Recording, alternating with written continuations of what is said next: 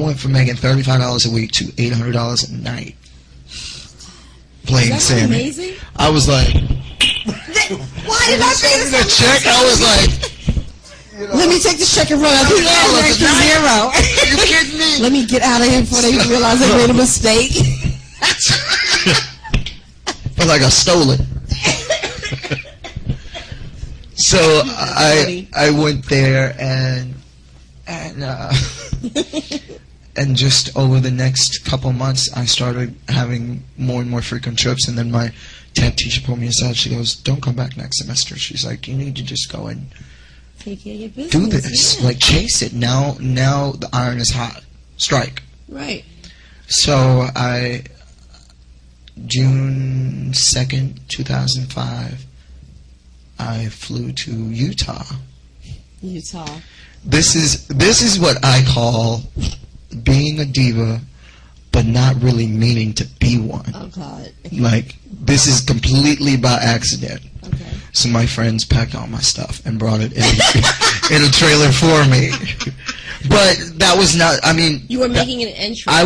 No, but I had to go to Utah to do a show. Okay. So, like, I had an excuse why I had to be there, and they had to get there in time, and I couldn't go and help them. Come on. For an excuse, but... But, no, they took good care of me and got me moved into the house, and then the Las Vegas chapter began, and a lot of that I'm going to have to save for the book. Save it for the book. Ooh, a lot of that's going to be good. That's good. DJ Kim Mustafa's over here running around messing with lights. They missed a little performance. Oh, I like that. I like that lighting a little bit better. He likes that. Maybe a little bit over on the bottom one. Hey, look, he's an performer. He's got to have his lighting right. Lighting right. This light right here. You don't have any foundation, do you? That's your color? Mm-hmm. He's got a beautiful color. Makes me jealous as a woman. Jesus. He's got the cheekbones. He's got the perfect nose. He's got... No, just not perfect. perfect. The 6'3" thing. I know. I'm about 5'4". Yeah. 5-footed.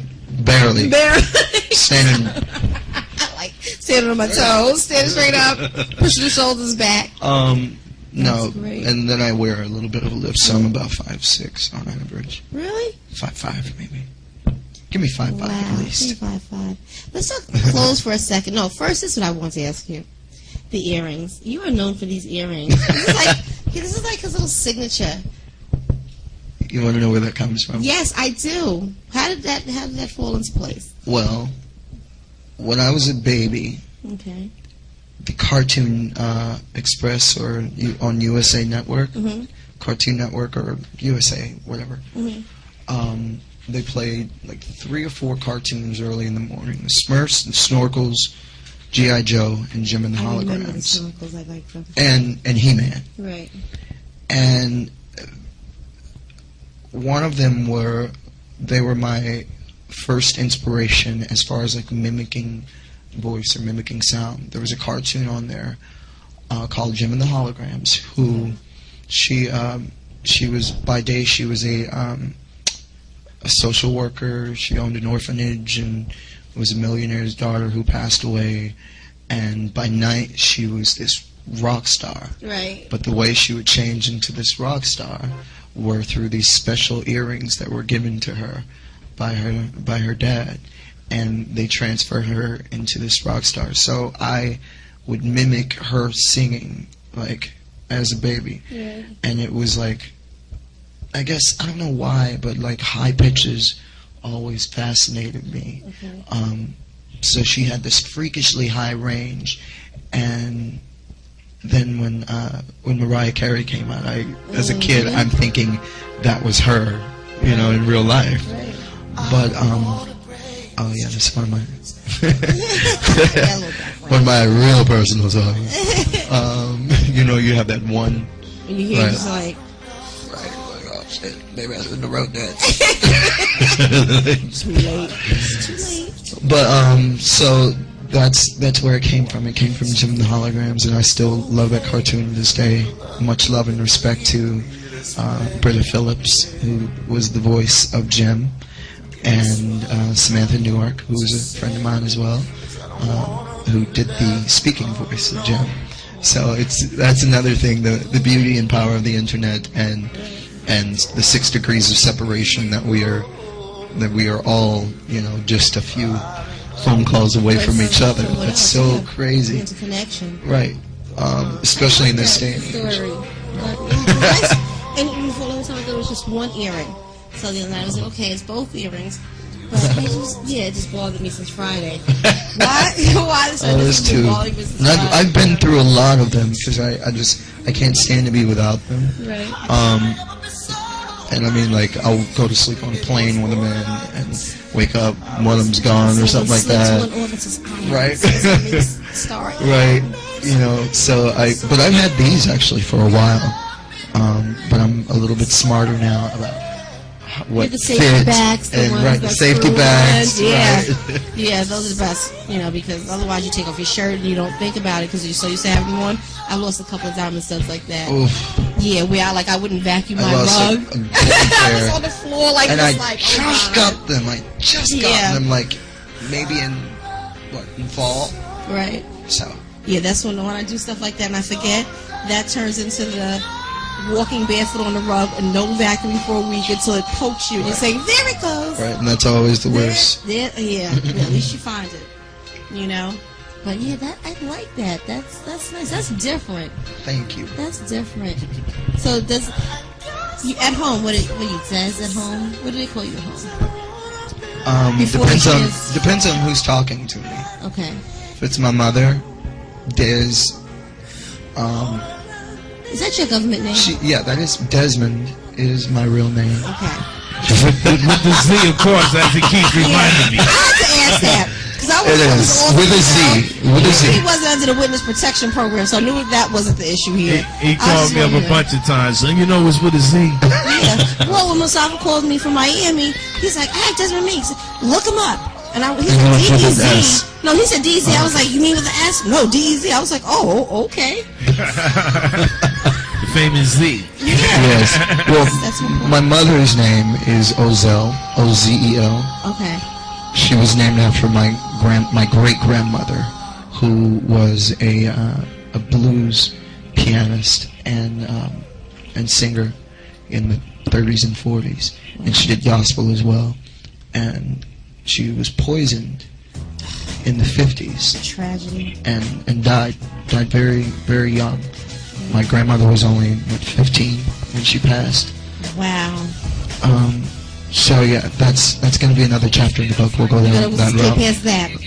But you have to catch me because I'll go down it. Yeah. Go down one of those roads.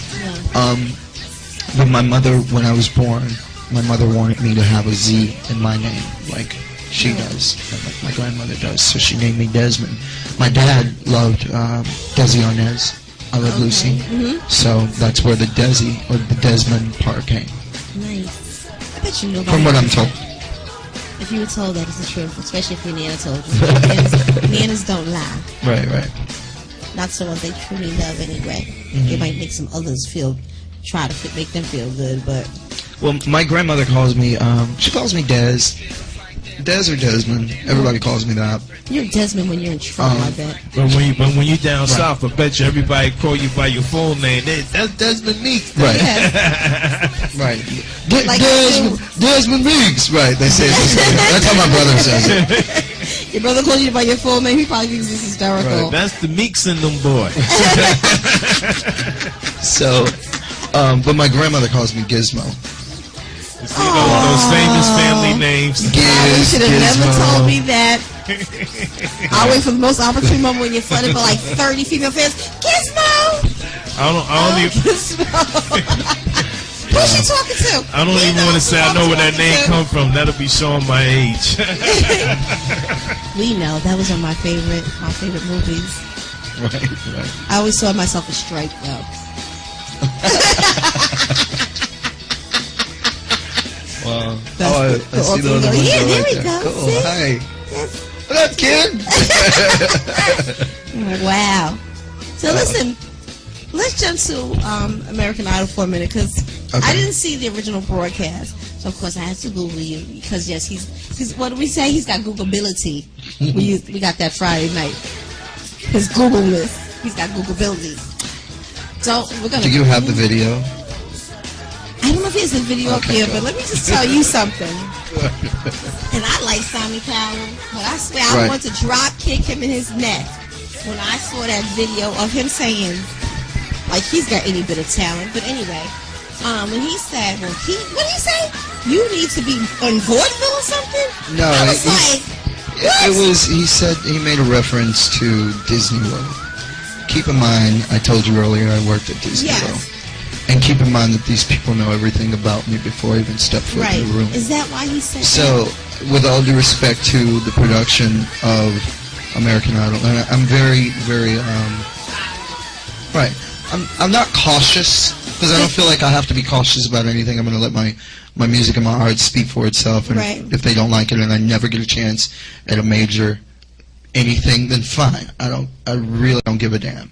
I'm creating, and that's when I'm having a good life. I have great people around me, and that's all I need. You can say that because you got that voice. You understand? Thank you. And no one can stop that. So carry on.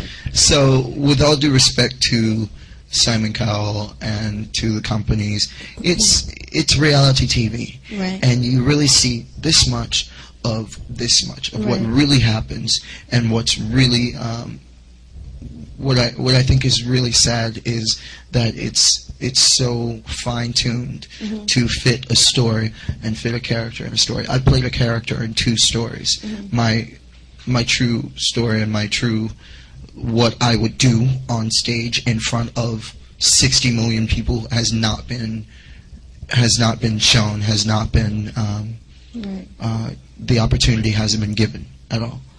But that's cool. That's cool. I understand all that, but at that moment, if he said that, it's okay though. I'm a character in a story. Myself, you know, what's funny about it is that, you know, on one of the shows, it was like Mariah on America's Got Talent. You know, you have real singers who have praised you, like Mariah Carey. Absolutely. I even have the footage where Nick Cannon was talking about it. The #1 show of the summer is America's Got Talent. I think a dancer's going to win it this year. I like Snap Boogie. I think he's got a good shot. Who do you like? I think the little girl who sang Alicia Keys. Oh, yeah, she was good. What about you? The Fearless Flores family definitely have The Daredevils, right? Yeah, they're good. Well, Terry's up on the balcony of La Piazza with host Nick Cannon talking talent, the X Factor, and, of course, his new twins with Mariah. One way to make X Factor even bigger, get Mariah Carey on the job. Will we see her as a mentor on the American show, do you think? You know what? I'm just the husband. I don't know. You're just the husband who works with Simon Cowell. That is so you know something.